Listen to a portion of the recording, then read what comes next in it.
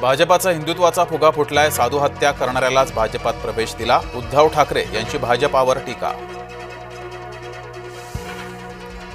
भाजपाला पराभूत करण्यासाठी जमेल ते करा, शरद पवारांचे निर्देश, सर्वांना एकत्र घेऊन निवडणूक लढणार, आव्हाड यांची माहिती। मुंबई पालिकेमध्ये शरद पवार आणि ठाकरे बंधू एकत्र, उद्धव ठाकरेंसोबत चर्चा करण्यावर पदाधिकाऱ्यांचं बैठकीत एकमत।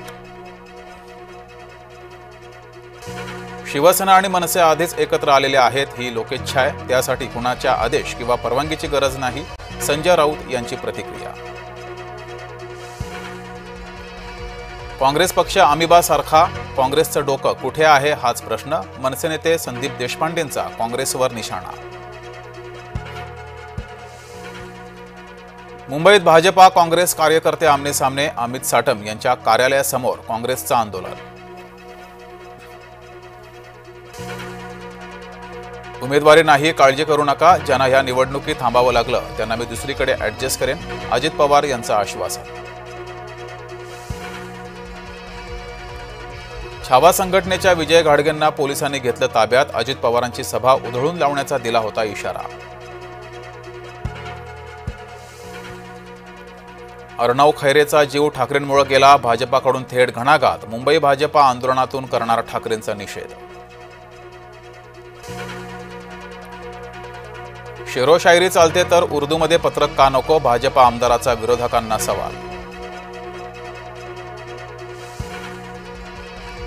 आल्हाद कलोटी यांचे आमदार राणांकडून पाठराखण, कलोटी स्वकर्तृत्वावर राजकारणात, आल्हाद कलोटी बिनविरोध विजयी।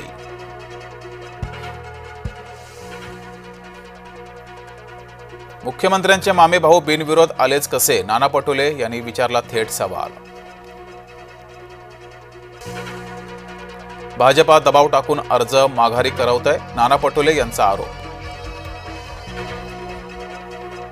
अर्ज मागे घेण्यासाठी उमेदवारावर दमदाटी, उमेदवाराला पकडून आणतानाचा व्हिडिओ समोर।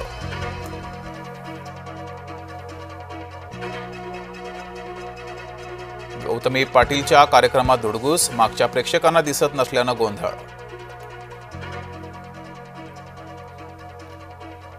मालेगावातील आंदोलकांवर गुन्हे दाखल, छावणी पोलीस ठाण्यात गुन्ह्याची नोंद, शुक्रवारी न्यायालयाच्या आवारात आंदोलक आक्रमक। गोंदियामध्ये 14 वर्षीय मुलीवर बापानं केला अत्याचार, मुलगी गर्भवती राहिल्यानंतर प्रकार उघड। संभाजीनगरमध्ये बनावट जन्म प्रमाणपत्र घोटाळा प्रकरणी 29 जणांवर गुन्हा, आधार कार्ड आणि प्रमाणपत्रातील जन्मतारखांमध्ये फरक।